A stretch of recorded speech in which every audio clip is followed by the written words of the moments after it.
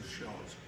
And then, of course, with an unheated car, we had passengers literally freezing to the floor, which wasn't good. So they added heating cars to most of the train now. Yes, sir. Okay. Was this an EBT car? I'm not sure what this one was. Because I saw EBT on the wheel. Yes, well, I mean, the truck came from there. Oh, okay, I gotcha. necessarily mean that the car came from there. Okay. Because they would get mixed up with that. This area is the wood shop, as I mentioned. The machinery is all over in that bay, and this is the service bay where we took them to work. We had two functional, more or less functional steam locomotives at Huckleberry. Number 152, which is on the train today. It's a 38-ton Baldwin built in 1920 for the Alaska Engineering Commission. Our other locomotive is the bigger one. It's a 68-ton Denver Rio Grande Western K27 282 freight locomotive. But it doesn't like running at higher speeds, but it serves us well here at Huckleberry.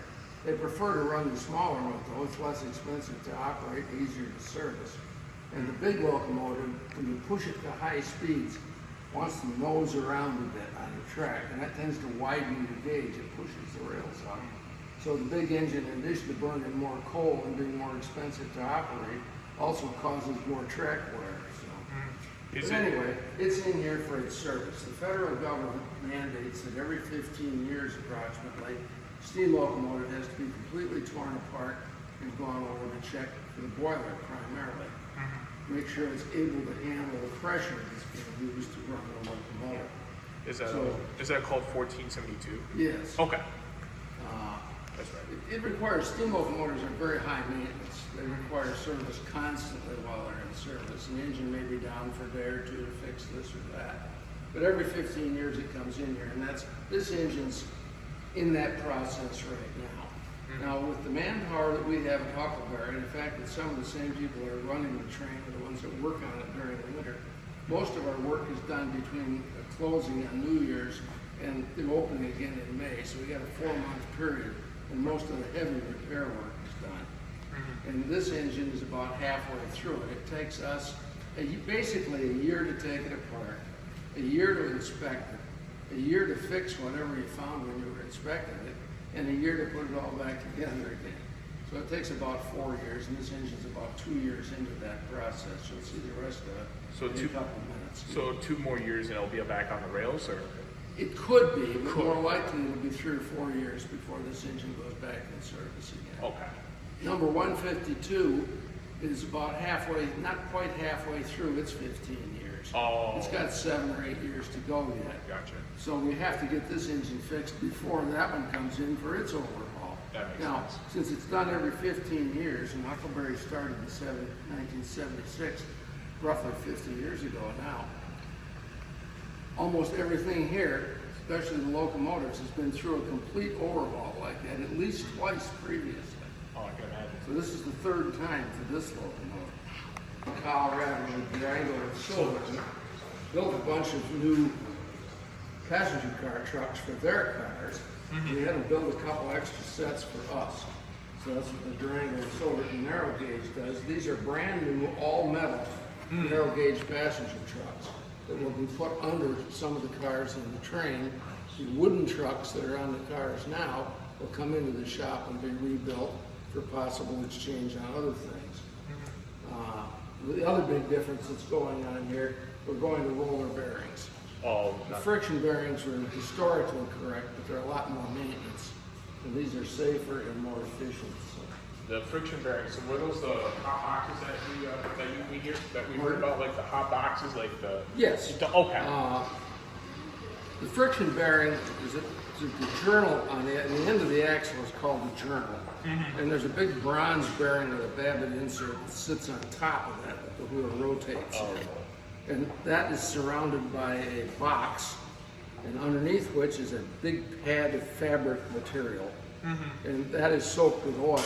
As the axle rotates, it picks up the oil off that pad and carries it up into the bearing. Okay. Well, if anything goes wrong and you don't have that lubrication going on, the bearing quickly overheats, and literally melting end off the axle if it gets bad enough. Yeah. So it's a continual problem. Keep them inspected, make sure they're filled with oil and whatever that's working. It's a process. It's been disassembled largely. Yeah.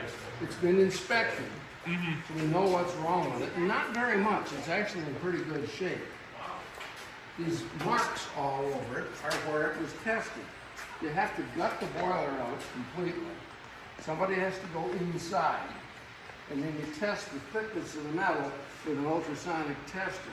And these are the marks for the thickness, which is about 5/8 of an inch or so all over here. And everything tests out all right. These lumps are stables that hold the boiler from expanding under the pressure. And it's normal to have to replace a few of those, so that's not a big deal. But the main boiler shell is in good shape. So that's the firebox back there, with all the steel bolts in it. The cylindrical portion in the middle is the actual boiler. And between the firebox and the front end, there's a whole lot of tubes. You'll see when you look in the far end there. There's many tubes, all about that big around. And they carry the hot gases from the firebox forward to the exhaust. And in the process, this area is filled with water. That heats the water and makes steam, which collects up there in that steam dome on the top. And notice here also, right in the back, there's this big slot that's empty. That's where a driver's set goes. This is a 282 locomotive, 2 leading wheels, 8 driving wheels, 2 trailer wheels. The other 3 driver sets are still in place. That was been removed for some form of service. You can see that sitting right up here. We'll talk about it in a minute. Here's the front end of the steam locomotive, stack. The steam that collects in the dome is piped down here and goes through first this upper chamber is a valve. That moves back and forth and controls the flow of steam to the piston. This is down below. So this is the power piston that pushes on that rod to turn all the levers and rods that make the locomotive move. Is this wall shirts up here that you know? Yes. Wall shirts or? It's, here's the front wheel. If you look in there too and see the flue chute where all the flues go through it, they're removed. Was this locomotive superheated at one point or no? At one point, yes. It's all been removed now, so we just run it as a from wet steam. This is the driver set that was removed. This locomotive, not uncommonly, but less than the average, is what's called an outside frame locomotive. The frames of the engine are outside the driving wheel. So here's the driving wheel. The frame actually goes here. This is the driving box that goes in that big slot that we were looking at. The counterweights that balance the big rod set that's going around are outside the frame. So when you see the engine running down the track, you don't really see the wheels. You see those big counterweights going around. Yes. And it looks like it's crawling along on its elbows. And so this engine is nicknamed the Mud Hen, because it looks like a duck gathered through the mud. Okay, here are 4 big jacks that we've got for service. They can lift up a passenger car. You put one under each end, each corner, and you lift the car right up off the wheels. You get underneath it to work on whatever you need. They're not strong enough though to lift the locomotive. We'll talk about that in a minute.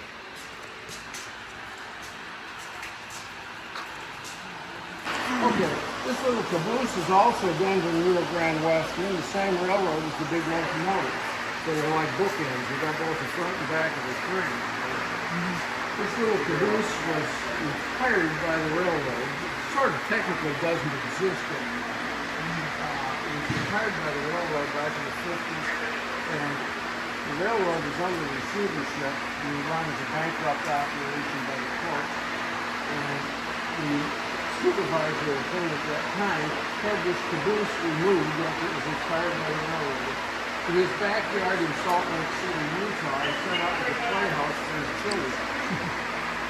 Most people didn't know that it occurred, so it was considered the caboose no longer existed.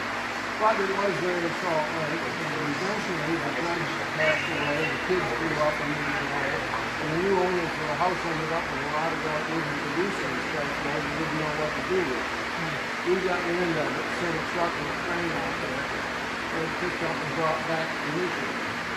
Well, it still was a Lauderdale halt and sat here for many years in the United States. And a few years ago, the British decided to rebuild it. So using these rotted parts and patterns, they made new parts and reconstructed the whole cabin portion of the caboose. The underframe and the brakes have not been completed yet, so it's not operable, but it can be moved around if necessary. You couldn't run it in a crane or whatnot, so some more work is done on the underside. Currently, it serves as a office for the railroad shop here with computers and plotters and all kinds of stuff inside, and an air conditioning. It's one of our two little diesel gas hydraulics, actually. It's like a big garden tractor. You turn it on and drive it off. It's very easy to operate. And it's big enough to move a couple cars around in the shop here, which is very, very handy. The bigger engines are more difficult to operate. Okay, just making sure. In front of it is a little hydraulic power unit on a little rail car, and that is used to run jackhammers and ballast tampers and things like that. And the flat car has just a bunch of assorted tools and junk on it. I hope I didn't come off of control. The area back here that you're passing is kind of like the quickie lube portion of the railroad. Every night, anything that needs to be serviced is brought in here over these inspection pits where you can go underneath, lubricated, the brakes are adjusted, whatever needs to be done.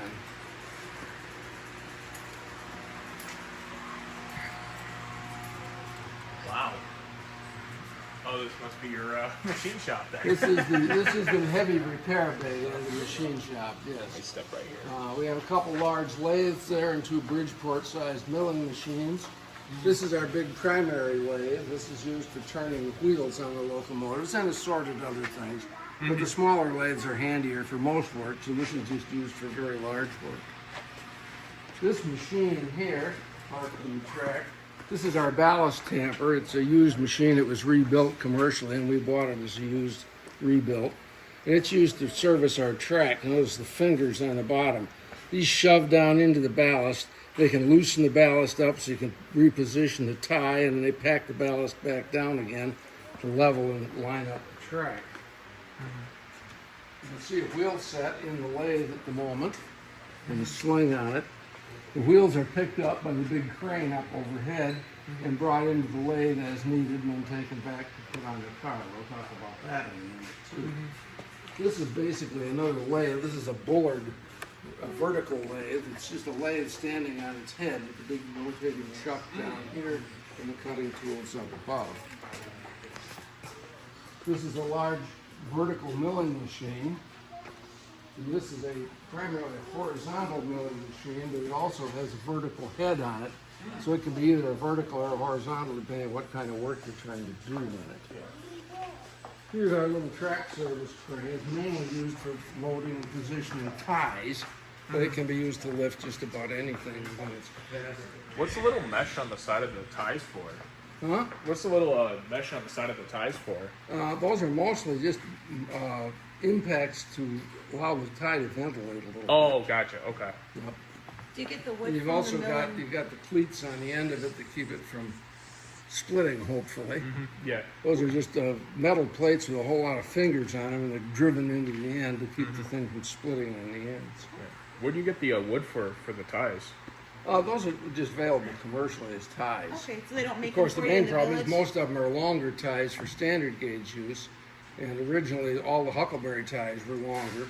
They moved one rail over and left the ties lopsided.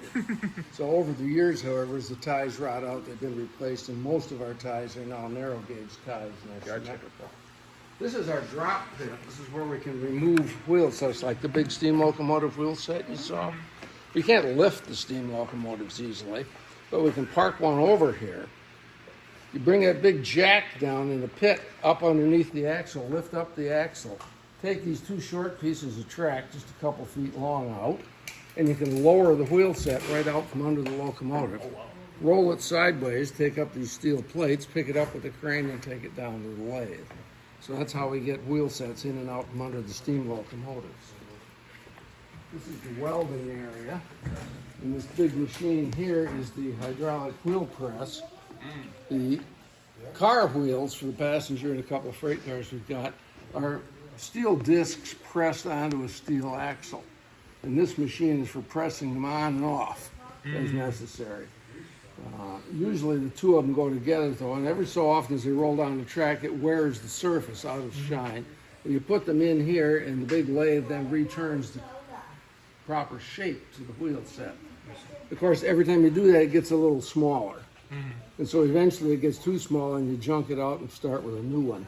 The big steam locomotive drivers, like the one you saw, are similar, but you don't take the wheels on and off the axles hardly ever.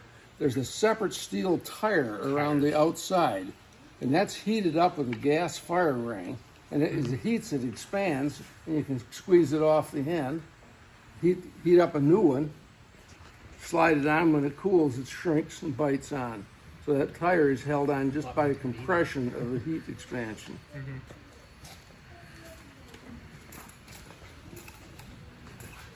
Thing that we've restored. This goes around, makes a trip around the track every morning before the railroad runs to make sure there's nothing going on. Nothing's on the track, branches are falling out of the trees or anything else. Make sure the line is clear before the train will get through. Do you use any high rail vehicles, or not, or is that too big for? Have any high rail vehicles. Okay, I just didn't There know. are 3-foot rail gauge high rail vehicles. We have had a couple here. This was brought them in, but we don't own any. There's the other little gas hydraulic that's exactly like the one inside. These came from the Army Ammunition Depot in Baraboo, Wisconsin. And they closed that facility down and auctioned everything off. And we bought the one that's in there. Somebody else bought this one. They had a whole bunch of these things. And somebody else bought this, used it for a couple of years, didn't need it anymore, and sold it off. So we got this one third hand, but it's from exactly the same source as the other one. Gotcha. So, and that's our weed spray. That's cool.